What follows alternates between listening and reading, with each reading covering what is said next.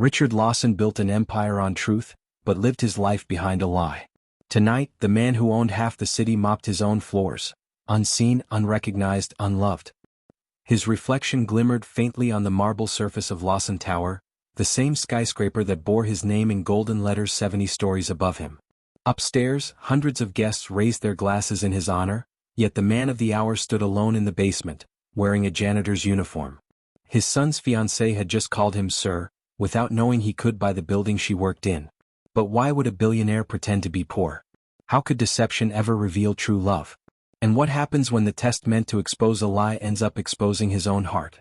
The mop squeaked rhythmically as Richard's mind wandered through decades of memories that smelled of oil, sweat, and betrayal. He had been poor once, a mechanic's son who learned early that hard work didn't guarantee loyalty. His first love, Olivia, had sworn to love him forever, but when his father's workshop went bankrupt, she vanished faster than smoke and wind. That scar never healed, it hardened him. He learned to trust no one completely, especially when affection appeared too easily. Now his son Ethan Lawson, young, idealistic and headstrong, was in love. Ethan's fiancée, Samantha Hayes, was everything a father should approve of, kind, intelligent and grounded. She came from a modest background and seemed untouched by materialism. But Richard had seen too much to believe perfection wasn't staged. He feared Samantha's humility might be another mask, one he couldn't afford to ignore. So, when he heard she'd taken a job at Ethan's tech firm, Richard saw an opportunity. He didn't need to confront her, he needed to observe her. And he knew the only way to see someone's truth was to become invisible. Thus began the lie that would define him, not as a billionaire but as Rick, the building's aging janitor. The irony stung. He'd spent years fighting lies in boardrooms, yet here he was, living one deliberately. But he told himself it was for love. For protection. For his son. Richard leaned against the mop handle, glancing at the clock. 7:42 p.m. Samantha would arrive soon for her night shift at the firm. Through the polished glass of the lower lobby, he could already see her silhouette, graceful, poised, carrying coffee for others though she clearly didn't need to. Her kindness seemed genuine. But so had Olivia's. He looked away before she could meet his eyes. He couldn't afford to feel anything but suspicion. Yet, as her soft laughter echoed down the hall, something inside him faltered, a dangerous flicker of warmth where distrust should have stayed. The elevator chimed. Upstairs, his name echoed through champagne toasts. Down here, he gripped the mop tighter, knowing the real celebration wouldn't be of wealth, but of truth, and truth always comes with a cost. Richard Lawson, the billionaire janitor, had begun his cruelest test yet. The next evening, the Lawson penthouse glittered with celebration. The chandelier light danced across crystal flutes, laughter echoed, and the media buzzed with anticipation. The billionaire's son was officially announcing his engagement. The press called it a fairy tale, but Richard Lawson sat in silence, the smile on his face more calculated than sincere. Ethan Lawson, tall and disarmingly genuine, raised his glass and gazed at Samantha Hayes with the kind of admiration money couldn't buy. To the woman who taught me that love isn't about who you are, but what you stand for, he said, his voice trembling slightly. Samantha's eyes softened as everyone clapped. Cameras flashed, catching the moment that was supposed to define happiness. But Richard's gaze didn't follow the applause. It followed Samantha's hands, graceful but trembling. Her eyes flickered briefly toward the crowd, then to Ethan and finally to the floor. Nerves? Guilt? Or fear? The questions crawled under his skin like whispers he couldn't silence. He wanted to believe she was real. She had that calm honesty his late wife Margaret once had, a quiet strength that didn't need to be loud. But Margaret had come from wealth, Samantha hadn't. And in Richard's mind, love between rich and poor had always been a dangerous equation. Too easy to fake, too easy to exploit. After the toast, Ethan approached his father with his usual warmth.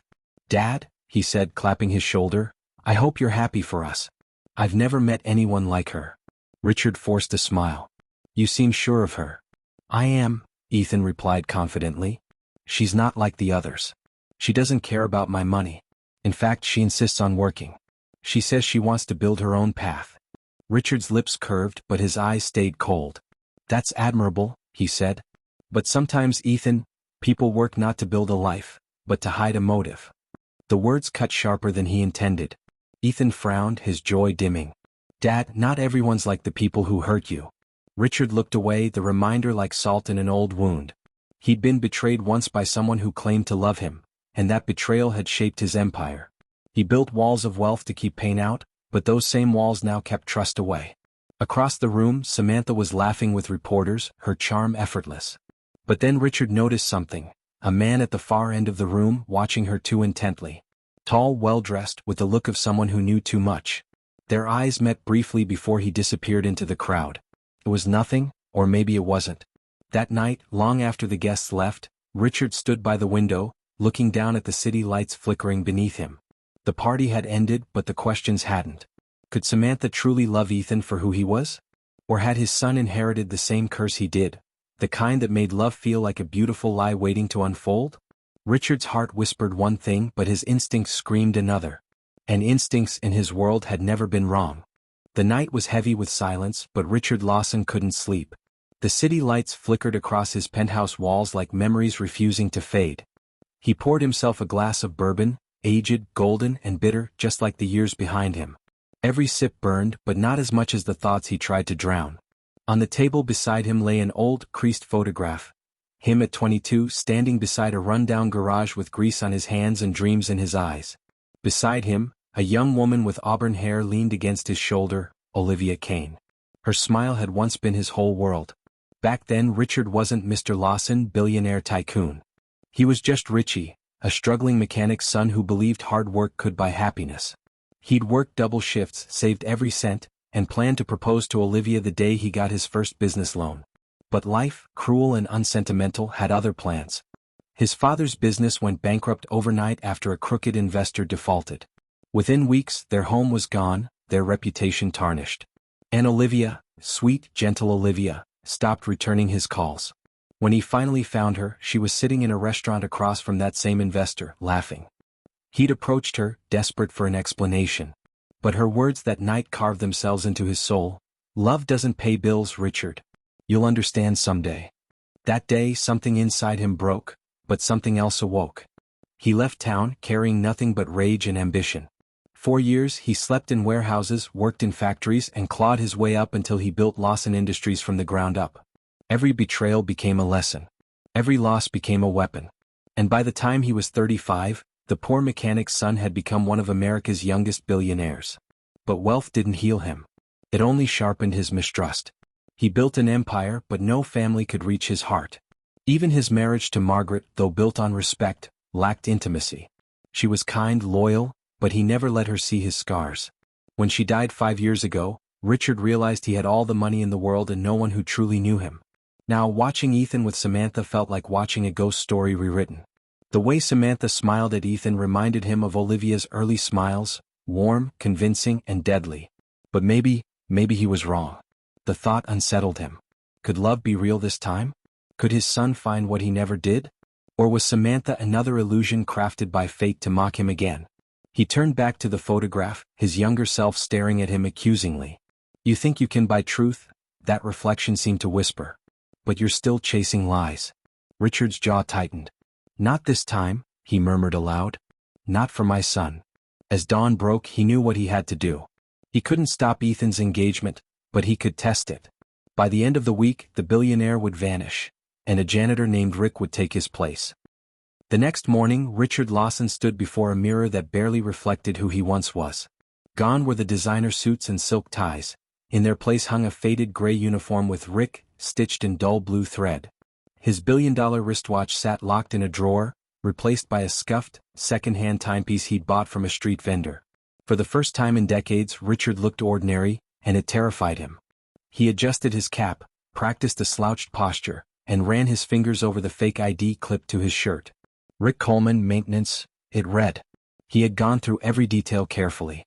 His company's HR department thought he was a low-level hire through an outsourced agency, an unremarkable man filling an unremarkable job.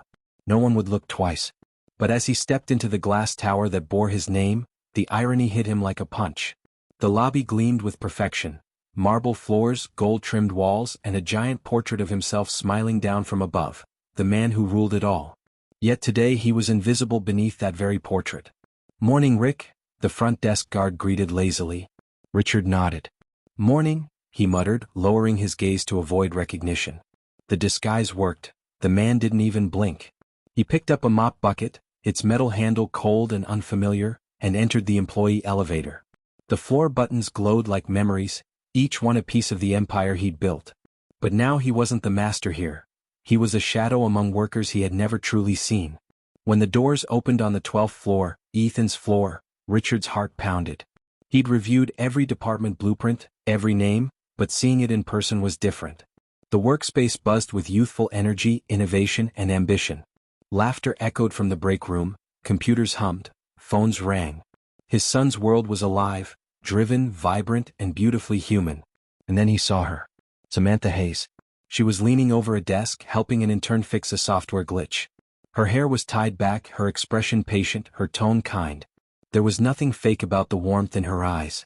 She didn't notice him at first, too focused on solving the problem. But when she finally looked up, her gaze caught his, and she smiled. "Hey, you're new here," she said softly. "Maintenance, right? Welcome aboard." Richard froze for half a second before remembering his role. "Yeah," he rasped, lowering his voice. "Just started today. Name's Rick." "Nice to meet you, Rick," she said, offering her hand without hesitation. Her grip was firm, sincere. "Don't mind the mess. We try to keep the place running, but you know how startups are." He nodded, pretending to mop as she turned back to work. But inside something shifted. Her kindness wasn't forced. Her humility wasn't rehearsed. It was real. Still, experience told him not to trust appearances.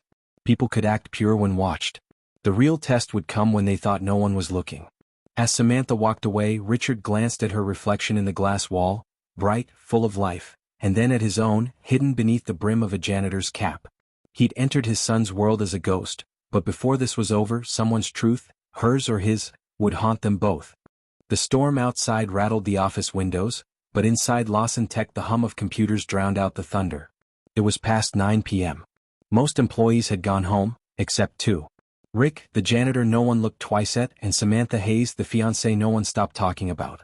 Richard pushed his mop slowly across the floor outside the finance suite, his ears tuned to the sound of Samantha typing. She looked exhausted. Her blazer was draped over a chair, and her hair, once neat, now fell in tired waves over her face. A half-eaten sandwich sat beside a stack of invoices. He'd heard gossip that she worked late every night, but gossip, he'd learned, was often a weapon, not a truth. Then he saw her pull out her phone and glance around nervously. Her voice dropped to a whisper. "Dad, please just hang on a little longer. The doctors said the treatment might work. I'll send the money tomorrow." Richard's heart clenched. Her father was sick. He hadn't known. Samantha paused, listening. "No, don't worry about Ethan's family. They wouldn't understand." Her tone softened.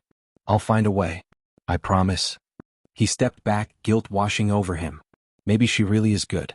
Maybe this whole test is a mistake. But the thought barely formed before the elevator dinged and another figure appeared. Victor Hale, Ethan's ambitious business partner.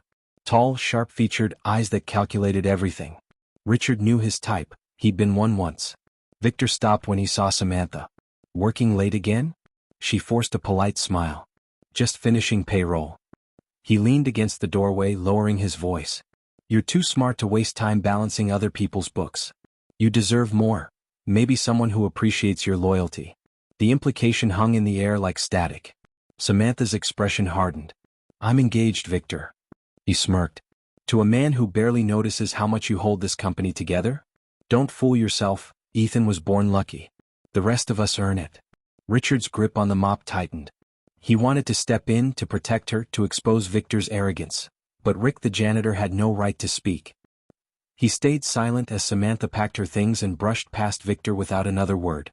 After she left, Victor pulled out his phone, scrolling through something quickly, a series of private emails, one of which bore Samantha's name.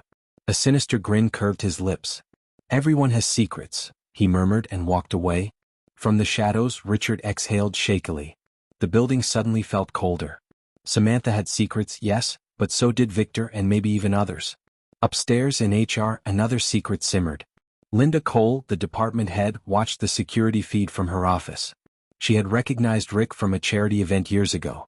She knew exactly who the janitor really was. Yet instead of exposing him, she smiled bitterly. "So Richard Lawson wants to play games," she whispered. "Let's see how he likes losing control." Lightning flashed across the skyline.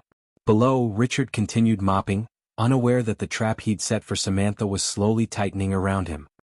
Rain hammered the city the next morning.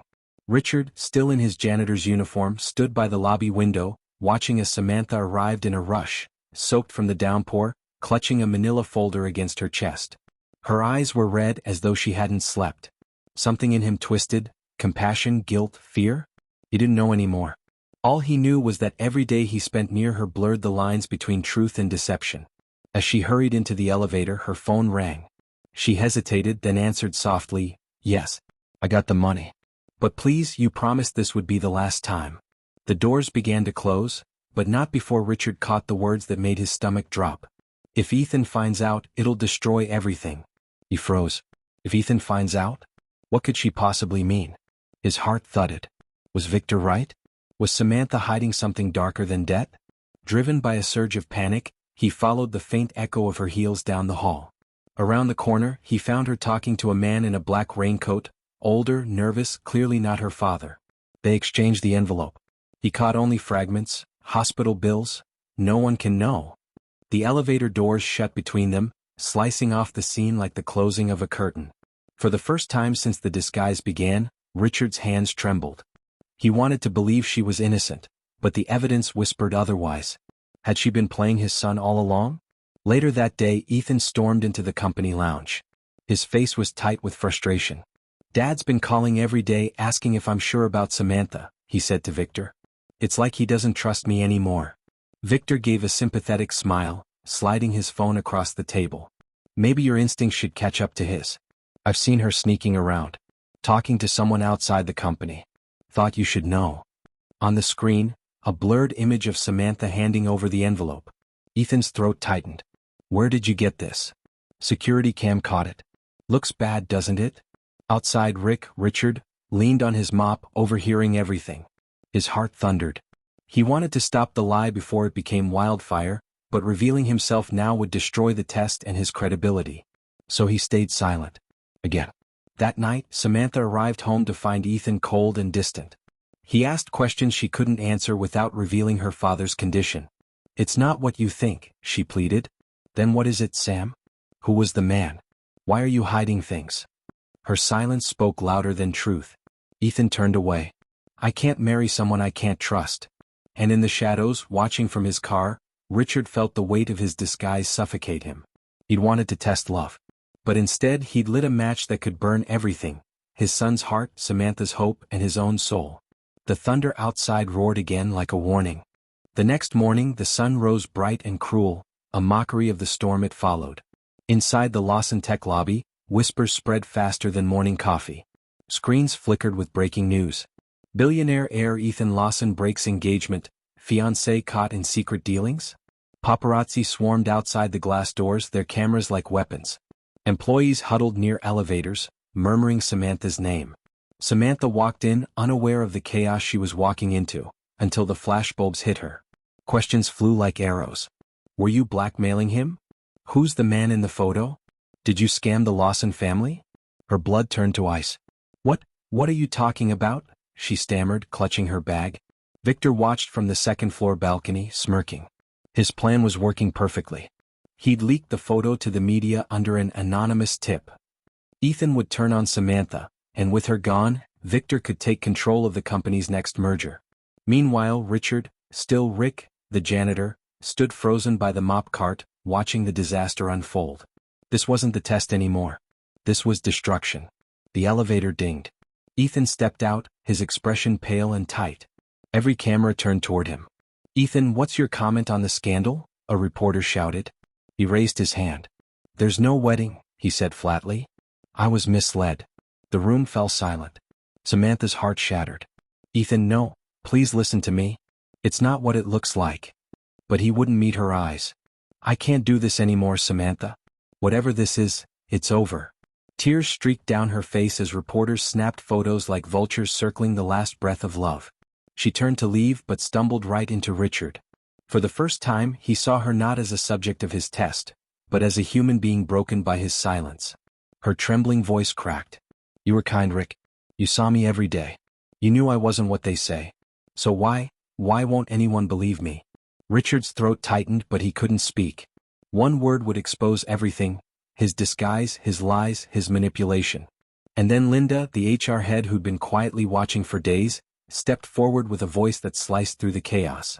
Because truth doesn't survive in a room full of men protecting their power. Every head turned toward her. Richard's eyes widened. Linda's gaze locked with his, cold and knowing. "Isn't that right, Mr. Lawson?" The entire lobby went silent. Ethan froze. Reporters leaned in like wolves scenting blood. Samantha's tearful eyes widened in shock. "Mr. Lawson? What is she talking about?" Richard's disguise crumbled. His secret, months in the making, was seconds from exploding into scandal. But before he could respond, Linda smiled, a smile that promised war. "Ladies and gentlemen," she said, turning to the cameras, "your billionaire janitor has a story to tell." And just like that, Richard's test became a public reckoning. Flashes blinded Richard as microphones surged toward him. The marble lobby of Lawson Tech had become a battlefield. Reporters shouting, employees whispering, cameras broadcasting live to every corner of the city. Linda's revelation hit like an earthquake. The crowd roared. "Mr. Lawson? The billionaire? Dressed as a janitor?" The whispers grew into a storm of disbelief. Richard removed his cap slowly. The humble janitor disappeared, replaced by the sharp, weary face of Richard Lawson, the man who owned everything, except now maybe his family's trust. Ethan's face turned white. "Dad, what the hell is this?" Richard swallowed hard. The words he'd rehearsed for months tangled on his tongue. "I did it for you, son. To know if love still exists without money." Samantha stared at him, betrayal and confusion burning in her eyes. "So you lied to everyone? To me?" "I didn't mean to hurt you," Richard said quietly. "I wanted to understand who you were, if you loved Ethan for who he is, not what he owns." The cameras zoomed in, capturing every tremor of emotion. Linda folded her arms, her voice sharp as glass. "And in the process, you humiliated your own employees, deceived the public and violated every code of trust. Do you even hear yourself?" Richard looked at her, guilt flickering behind his eyes. "Linda, you don't understand." "Oh, I understand perfectly," she cut in. "You think because you're rich, you get to play God with people's lives." The crowd murmured, the air thick with tension. Ethan stepped forward, his voice trembling. "You spied on us, Dad. You tested the woman I love like she was some lab experiment. You ruined her reputation just to prove a point." Richard's chest tightened. He'd planned this as a noble lesson, but now it felt like a cruel manipulation. Samantha's tears glistened under the harsh lights. "All this time I thought you were kind, humble, someone who saw me for me. But you were watching me like a suspect." Her voice cracked. "You wanted to see if I was good enough for your son? Well, now you've seen the worst version of me because of you." The lobby was silent except for the hum of the cameras. Richard's voice broke. "I only wanted to protect him." Ethan shook his head. "You protected your ego." The words hit like a blade. Reporters swarmed closer, shouting questions. "Mr. Lawson, will you resign from Lawson Tech? Is the engagement officially over? Did you manipulate corporate security to spy on employees?" Richard turned away, shielding his face. For the first time in years he felt small, not because he was pretending to be poor but because he truly was powerless. Samantha walked past him without a word. Ethan followed, not looking back. Linda watched it all unfold, a small, satisfied smile curling on her lips. "You wanted a test, Richard," she whispered to herself. "Now you'll see the results." And as the headlines exploded across every screen, the world finally saw the man behind the disguise. Not a genius, not a teacher, but a father whose lesson had cost him everything. 3 days after the exposure, the Lawson mansion no longer felt like home. The once warm corridors were now silent. Even the staff avoided eye contact.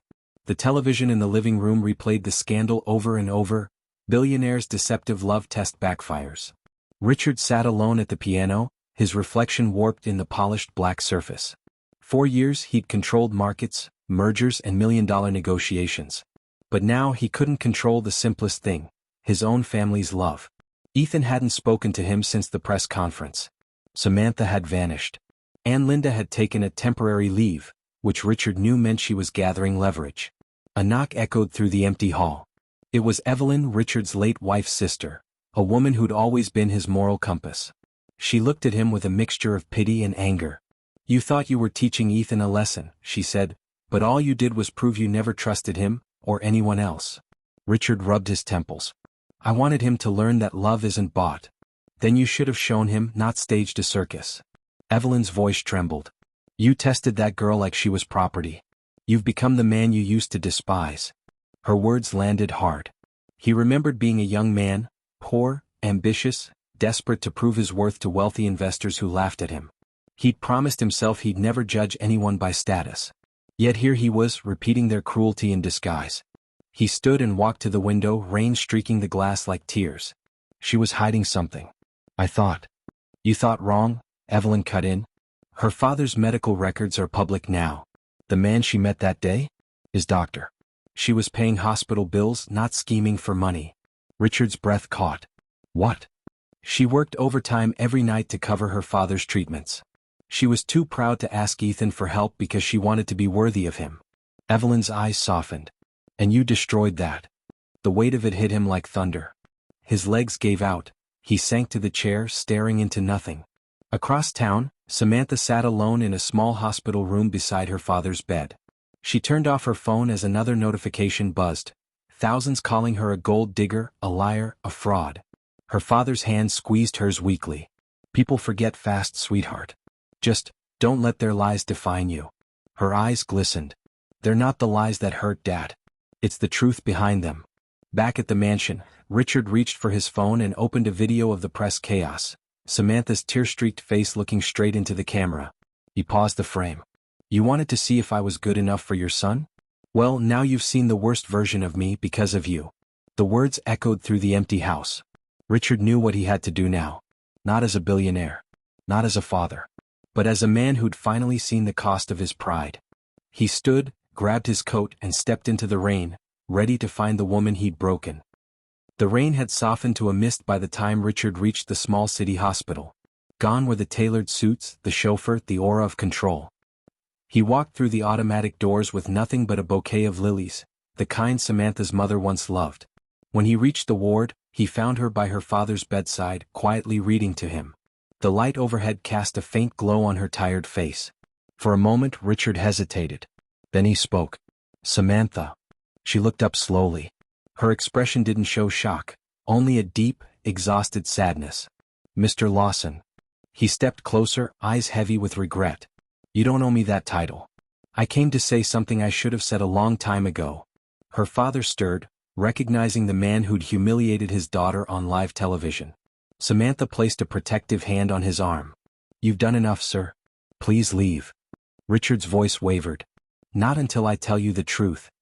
He set the flowers on the table and took a breath. When I lost my wife, I lost faith in people. Everyone wanted something from me, money, fame, power.